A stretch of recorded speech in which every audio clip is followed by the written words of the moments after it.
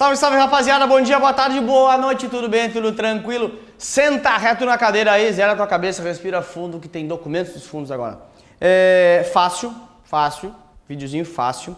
Eu sempre penso, eu falo isso no início do vídeo, porque daí vocês pegam, relaxam e não vêem um vídeo, mas vamos lá. É fácil, normalmente cai nas provas, ok? E é o tipo de questão que tu tem que acertar, não tem muito o que inventar. O que acontece? Quando eu vou constituir um fundo, eu tenho que pedir autorização para a constituição desse fundo. Como tu bem sabe, tem que pedir autorização na Comissão de Valores Mobiliários, na CVM, que é quem cuida dos fundos. Ok, a CVM me dá concessão, me dá autorização, perdão, mas ele fala assim, tu sabe, né, Lucas, eu que estou criando o fundo, tu sabe, né, Lucas, tu é obrigado a ter alguns documentos. Quais são esses documentos? Bom, o primeiro documento que eu sou obrigado a ter chama de regulamento do fundo.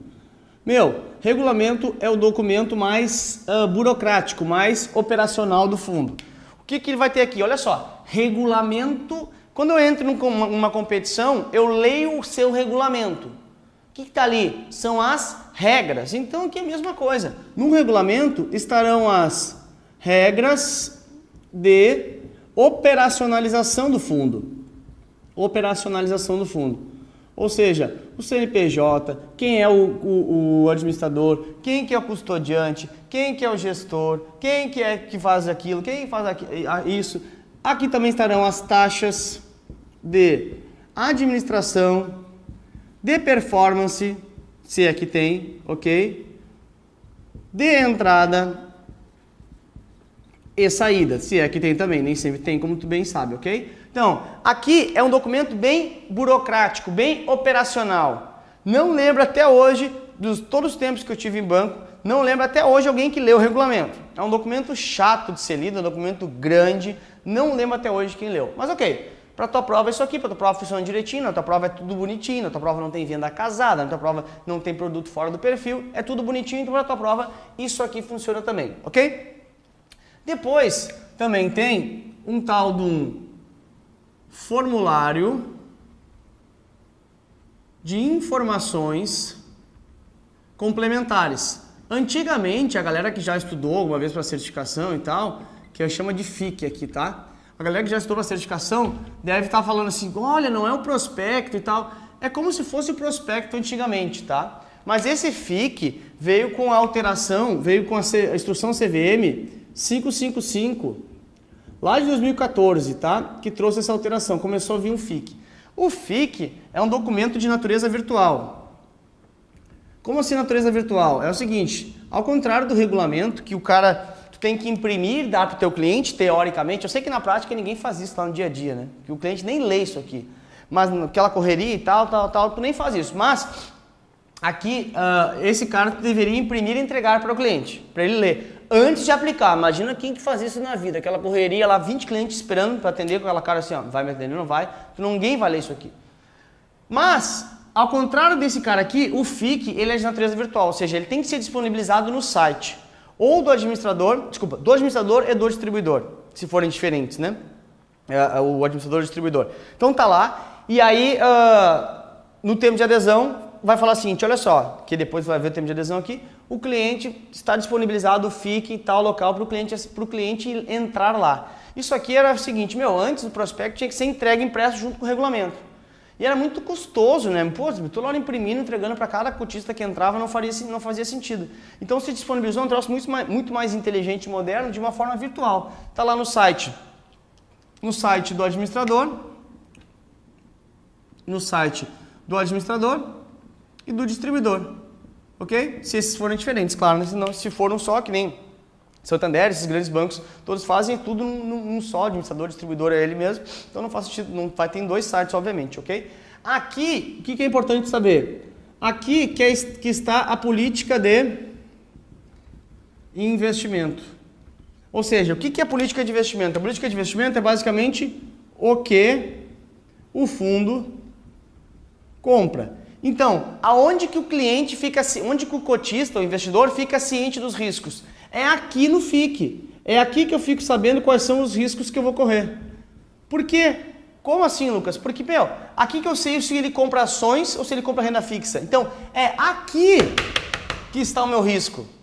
que eu fico sabendo do risco? No FIC e não no regulamento, ok? Aqui também vai ter a questão de qual a classe tributária que é desse fundo, ou seja, eu fico sabendo qual é a tributação que vai ocorrer, se é curto prazo, se é longo prazo, se é ações, qual é a classe para fins tributários. Aqui também sei o que compra, então aqui que são os riscos, que eu fico ciente dos riscos, ok? Dito isso, tem também deixa eu ver se eu faço aqui dá. A tal da lâmina. A lâmina chama de lâmina de informações essenciais. Lâmina de informações essenciais.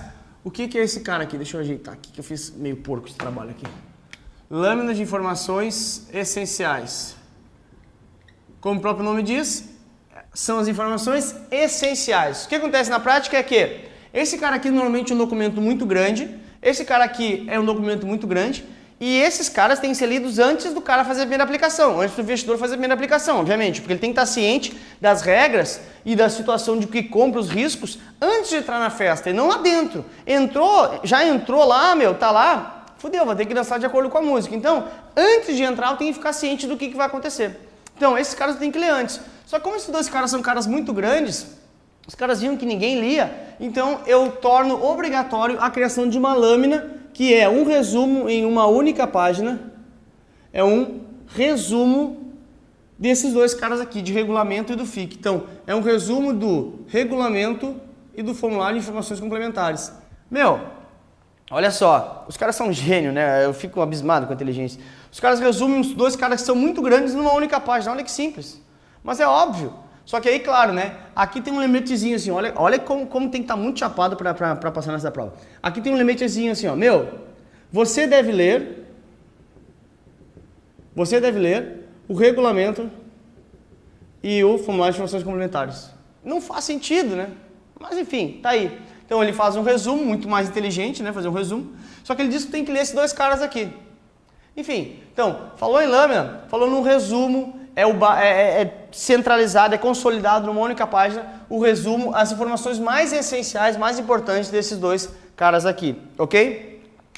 A lâmina, ela é obrigatória para todo fundo aberto que não for para investidor qualificado. Então, é fundo aberto? É fundo aberto. Para investidor qualificado? Sim. Então não precisa de lâmina.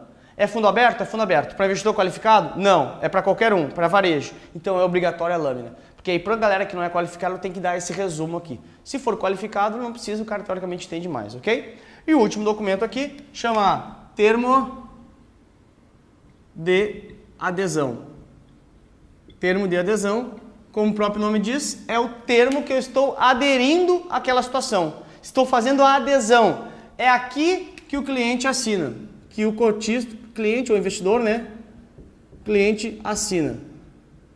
Ao assinar, ele está assinando o testado de óbito dele, quase isso. Ele fala assim, eu, cotista, eu, investidor, tive acesso, assino dizendo, eu tive acesso a regulamento, tive acesso ao FIC, formulário de informações complementares, estou ciente dos riscos que estou correndo.